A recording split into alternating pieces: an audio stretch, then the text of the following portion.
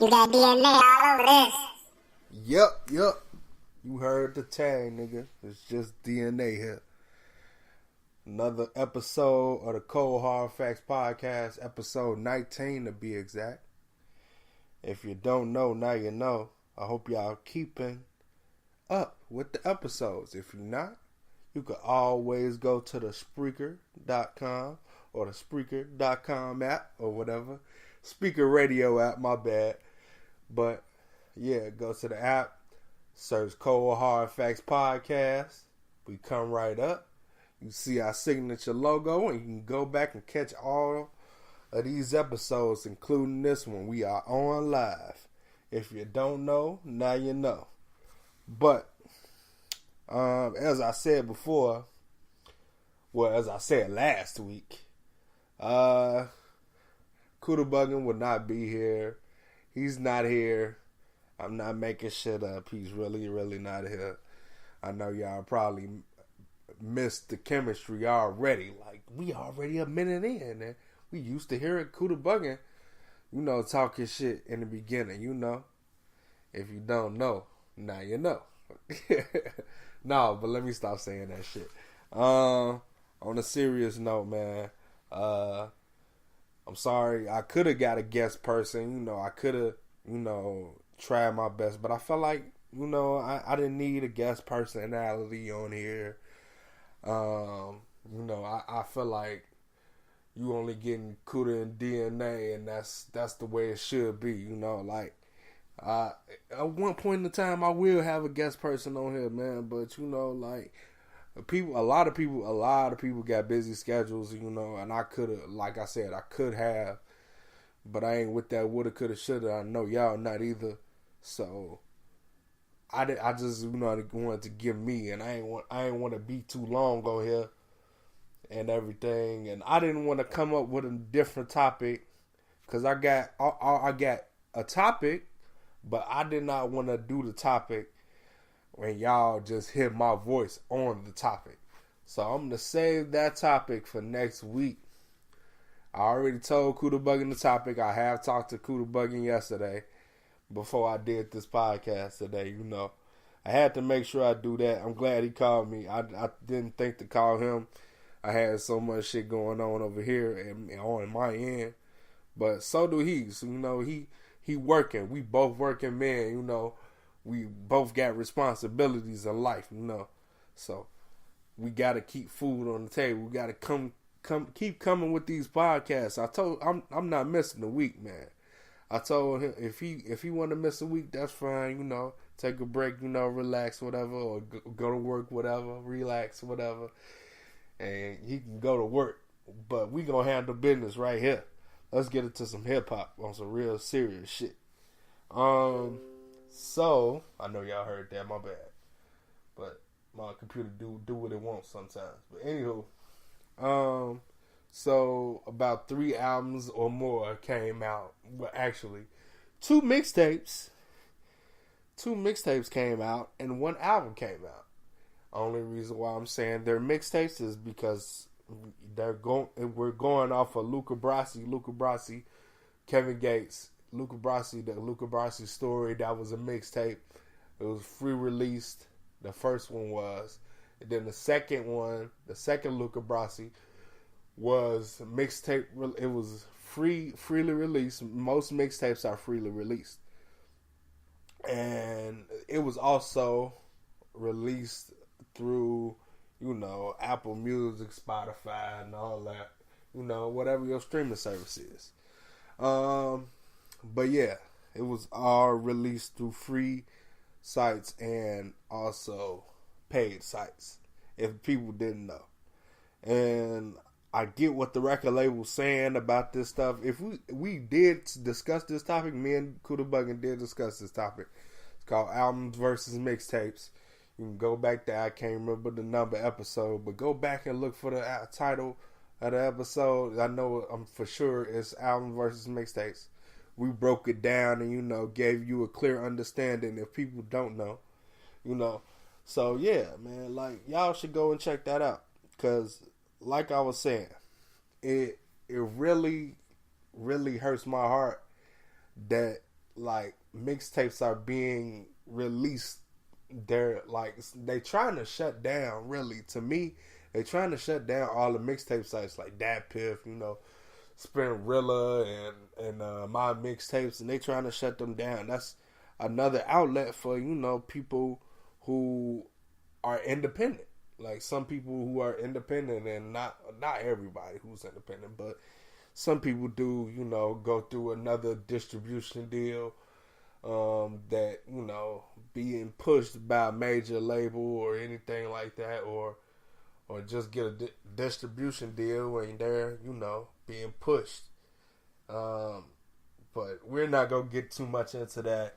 I might get into that next episode, but it kind of makes me mad, but it kind of don't. It kind of dilutes the work. Like you can tell it's not mixtape based. It sort of is, but not completely. Like you could tell it's mixtape based. I guess I can get into the good, bad, and the ugly, the bad first. Let's get into the bad first. I want to go into Logic now. Logic, this is his Young Sinatra 4. I can honestly say it was kind of a letdown. It kind of was good too, also, but it was most likely a letdown. Like Kuda Buggin also said that. He also said that he agrees with Wayno on Everyday Struggle. If anybody watches Everyday Struggle still, he says that it was kind of a letdown because he was trying to prove himself. He's too busy trying to prove himself and not just rapping. So it was almost like Eminem with Kamikaze. He's shitting on his haters or whoever's talking about him and everything and stuff like that. But I mean, I kind of sort of agree, but then again, I don't, because he still give you bars. He didn't focus solely on his haters and everything. It's not too much I would come back to, like, to be honest. Honestly, I would not come back to this mixtape a lot. Like, I would honestly only come back to 4 tracks, maybe 5, maybe 3. I honestly don't know at this point right now. But all his free released mixtapes is way better than this, I can honestly say. Like the Undeniable and Welcome to Forever mixtape was better than this. Like, it was just better to me. I don't know. I'm pretty much sure that not everybody feels the same way, but I'm a Logic fan.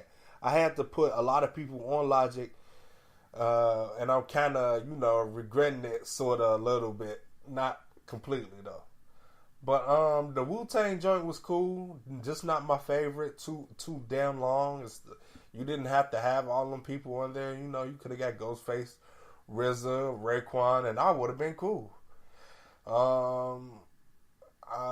But they did their thing. They all did their thing. I like 100 Miles of Running. That is one of my favorites.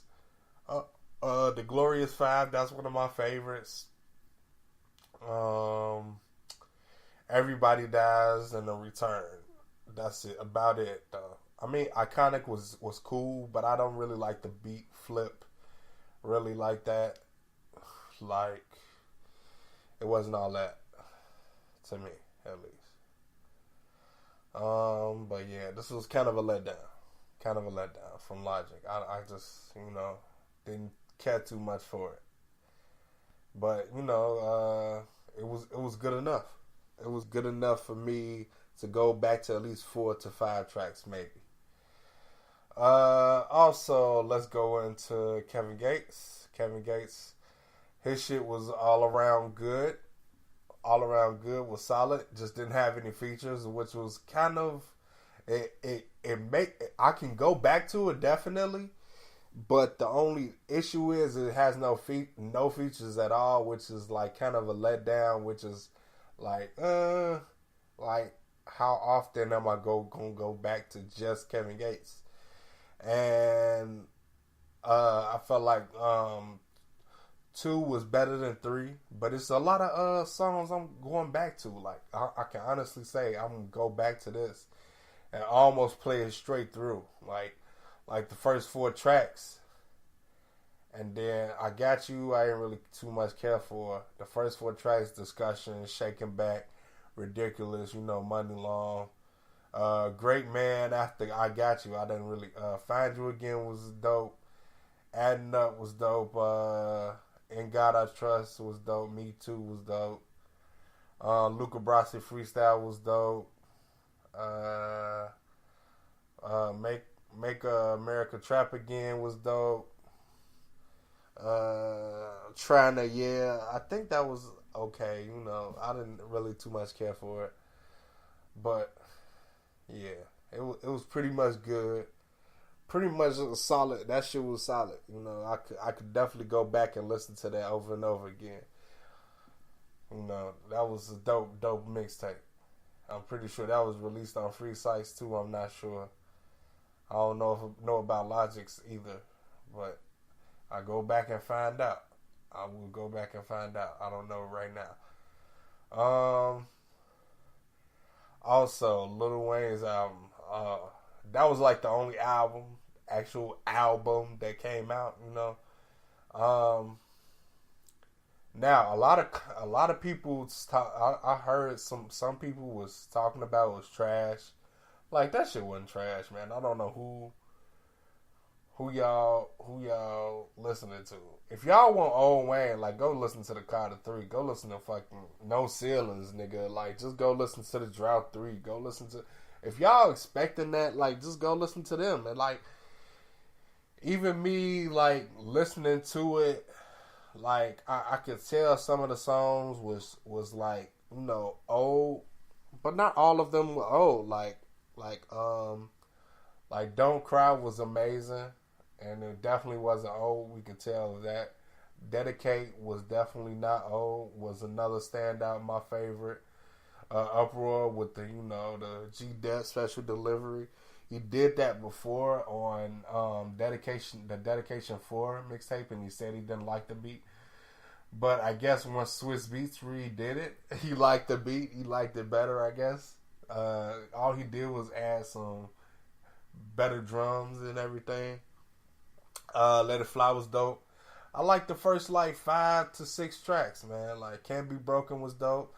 Dark Side of the Moon was okay to me. I didn't care for Nicki Minaj singing. I still don't. Like, I don't, never, ever. What About Me was cool. I just couldn't get into it. I see a lot of people like that. What About Me? Feature Sosa Man. I don't even know who the fuck Sosa Man is. Mona Lisa, I forgot about mentioning that she was the best standout.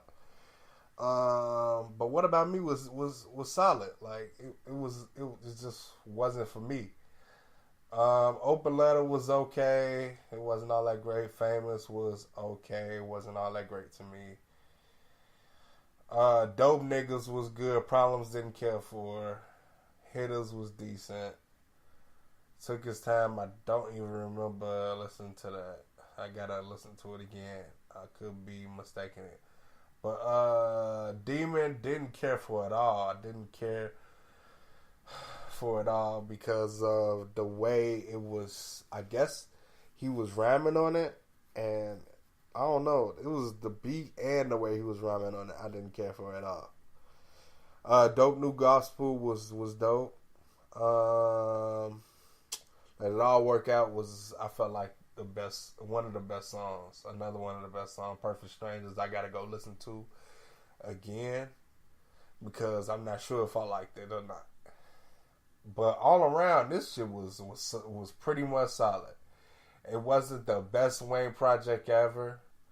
I'll let anybody else decide that. I might figure out what exactly was the best Wayne project ever. Probably next week I'll probably be able to give you that answer.